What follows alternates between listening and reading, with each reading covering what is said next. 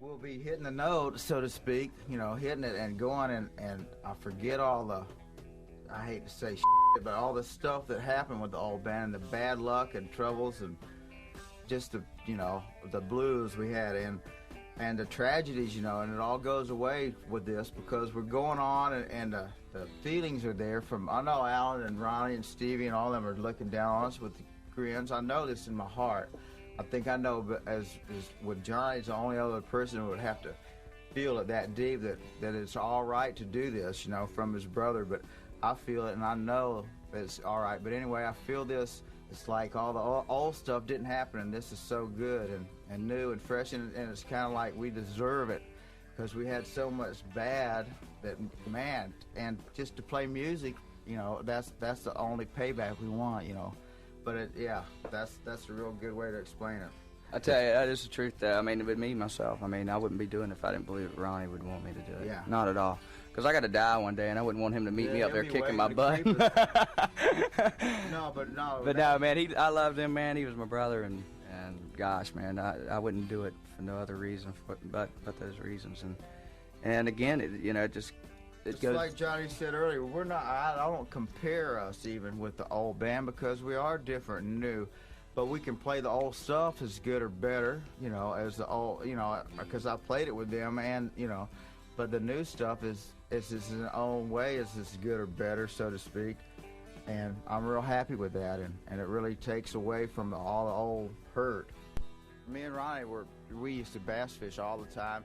Lots of times Lacey'd have to take us because we didn't have a way to get there, and we had an old John boat, but we'd have to use his white station wagon to carry us down to the fishing hole. Anyway, Johnny was a little kid then, and we couldn't cuss or talk about girls or around the little Johnny. We were only 16, 17 at that time. But you were men of the world. Yeah, we were men of the world, and we couldn't talk about girls or cuss, or we couldn't even, or we'd say shit or something, and Lacey go, "Don't be cussing, Johnny's over there," and then we used to make him try to leave him home, not go fishing with us, so we could cuss and talk about have some fun. Have some fun, right? Yeah, but no, he was just, he was just a kid, and Lacey, he's daddy of all the bands and boys. He used to say he was going to keep Johnny good, and he wanted him to be, first of all, smart, and second of all, not hanging out with us. Rock and roll. Dad, the first thing, Dad, you made out good on the first thing. Lots of us were together for the first time in years and years, and we thought at that time that would be the last time we'd see each other. Even Johnny and me, we thought that, it'd be all over. It was just we were gonna do that tour and quit. So it was real emotional and saying goodbye, a lot of tears. And I think that's probably the reason how come we're here today, though, because of that morning. Because it's like, man. How can you give that up? We didn't. You couldn't give it up. I mean, that night was so great there, and and the whole tour was so great. That's what really kept us together. Yeah. To even go back out after that, we were like, well, I don't know, we don't want to cop out. This was supposed to be a tribute tour. This is all we were supposed to do. For the audience, but the audiences were so great, man. It was like, how can you walk away from that? We didn't believe it was over. I mean, like, it wasn't that we were in disbelief. It's just like we looked at each other and said, this ain't over. And really not that we were going to go out. I mean, we did go out and do a second leg of the tribute tour, but several of us had a feeling that, no, this ain't over. There's more to this than the tribute tour. We just thought that, Ronnie had been awful proud of him, smiling down from heaven and going to go for it, little brother. Do it. And Johnny did it. Yeah, I honestly feel we couldn't have gotten this far without him. And he doesn't knock anybody's teeth out in the band. Yeah. Better not. Of course, he helps keep that Skynyrd sound, too, I don't like to compare him to Ronnie. He doesn't like to be compared to Ronnie, and we don't like to compare him to Ronnie. But, he does give us still that good old Southern sound.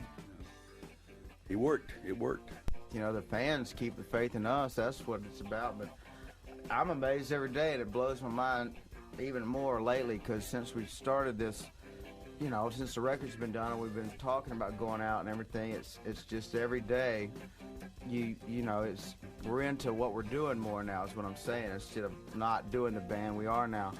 And gosh, there's so many dedicated fans, and their kids are fans, and there's new ones, and their mothers are fans, you know, and it's humbling. I mean, I think just from me being an outsider too, you know, and being a fan of Lynyrd Skynyrd before I ever, like I said, you know, thought about dream of being with the band.